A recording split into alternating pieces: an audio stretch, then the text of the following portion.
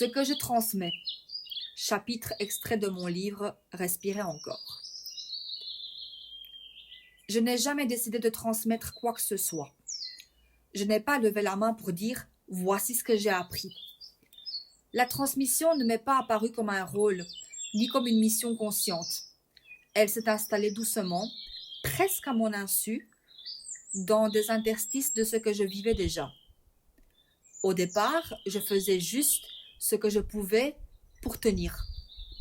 Créer pour respirer, parler pour ne pas m'effondrer, partager pour ne pas me sentir seule avec ce que je portais.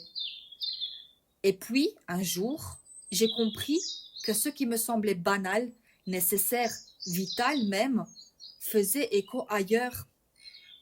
Que mes mots, mes silences, mes hésitations trouvaient un point d'ancrage chez d'autres. Pas parce que j'avais des réponses, mais précisément parce que je n'en avais pas. La création est née de là, pas d'un désir de produire, mais d'un besoin de déposer. Mettre à l'extérieur ce qui tournait en boucle à l'intérieur. Donner une forme à l'invisible. Transformer ce qui faisait mal en quelque chose de partageable sans le rendre plus joli qu'il ne l'était réellement. Créer, pour moi, n'a jamais été une échappatoire. C'était une façon de rester en lien avec le réel. Chaque mot posé, chaque projet amorcé, chaque fragment livré était une tentative de dire « voilà ce que c'est de vivre comme ça ». Sans filtre, sans leçon, sans promesse de mieux. Juste une vérité incarnée, imparfaite, parfois brute. Et contre toute attente, ce geste solitaire a ouvert des portes.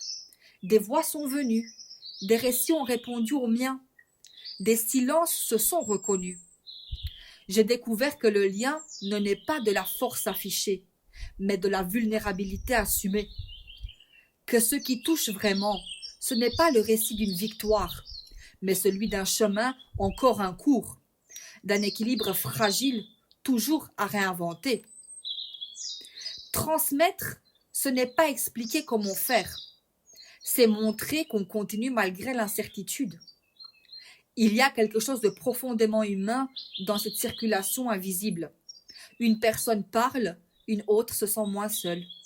Une expérience est racontée, une autre trouve enfin un nom. Et soudain, la souffrance cesse d'être isolée. Elle devient partageable, donc un peu plus respirable. Ce lien-là ne fait pas disparaître la douleur, non, mais il change sa texture.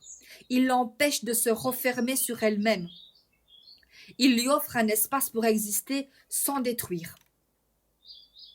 Créer m'a aussi appris à écouter autrement, à accueillir ce que les autres déposent sans chercher à réparer, à rassurer, à conclure. Juste être là, présente, disponible. Comprendre que parfois, le plus grand soutien réside dans le fait de ne pas détourner le regard. Je n'ai pas toujours l'énergie d'être dans cet échange. Il y a des jours où le repli est nécessaire, vital même. Mais le lien, lui, reste. Il n'exige pas une présence constante. Il se tisse dans la durée, dans la sincérité, dans le respect des limites de chacun. Aujourd'hui, je sais que ce que je transmets ne passe pas seulement par les mots. Ça passe par la manière de vivre avec ce qui est, par la façon de ralentir sans disparaître, par le refus de traverser et de travestir la réalité pour la rendre acceptable, par le courage de rester authentique même quand c'est inconfortable. Je transmets sans modèle, sans méthode et sans certitude. Je transmets en continuant d'apprendre. Et dans ce moment, quelque chose de précieux se crée. Une communauté invisible, faite de sensibilités qui se reconnaissent, de parcours qui se croisent, de solitudes qui ne le sont plus tout à fait. Le lien aux autres ne me détourne pas de moi-même. Il me ramène à l'essentiel. Il me rappelle que même fragmentée, même fatiguée, même incertaine, ma voix a une place. Pas parce qu'elle est exemplaire, mais parce qu'elle est vraie. Je ne transmets pas une leçon de courage, non. Je transmets une manière de rester vivante. Et tant que cette circulation existe entre ce que je vis, ce que je crée et ce que d'autres reçoivent, je sais que je suis exactement là où je dois être. Il n'y a pas de résolution spectaculaire, pas de moment où tout s'éclaire d'un coup, pas de bascule miraculeuse, non. Il y a simplement ce point précis où j'arrête de lutter contre ce que je suis devenu, sans pour autant renoncer à ce que je suis. J'ai longtemps cru qu'il fallait choisir, subir ou se battre, accepter ou refuser, plier ou casser. La maladie impose ce faux dilemme. Elle pousse à l'extrême. Elle épuise jusqu'à faire croire qu'il n'existe que deux issues. Mais ce n'est pas vrai. Il existe un troisième espace. Un espace inconfortable, exigeant, mais profondément juste. Celui où je ne nie rien et où je ne m'efface pas. Je vis avec un corps qui décide parfois sans moi. Je vis avec des limites réelles, concrètes, non négociables. Je vis avec la fatigue comme donnée permanente. Et pourtant, je ne suis pas définie par cela. Ce que j'ai compris au fil des jours tenus, des nuits traversées, des instants arrachés à l'épuisement, c'est que l'essentiel ne se joue pas dans ce que je perds, mais dans ce que je refuse de céder, pas par orgueil, par intégrité. Je refuse de céder mon identité à un diagnostic. Je refuse de céder ma valeur à ma productivité. Je refuse de céder ma dignité à l'incompréhension. Je ne suis pas une version diminuée de quelqu'un d'autre. Je suis une version exacte de moi-même, dans ce contexte précis, à ce moment précis. Et cette version-là a appris quelque chose que peu de gens apprennent sans y être contraints. Tenir n'est pas faible. Ralentir n'est pas renoncer. S'adapter n'est pas se soumettre.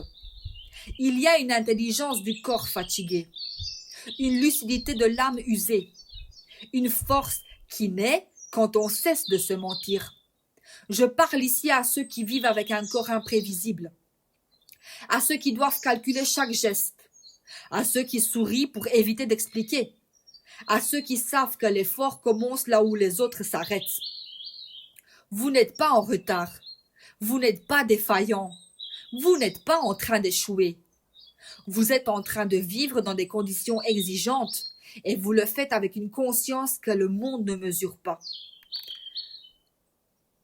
Ce livre n'est pas une leçon, ce n'est pas un message d'espoir formaté, ce n'est pas une promesse, c'est un témoignage de présence. Je suis restée là, pas héroïquement, pas joliment, mais honnêtement. J'ai cessé d'attendre que la vie ressemble à ce que j'avais prévu. J'ai cessé d'attendre d'aller mieux pour m'autoriser à être entière.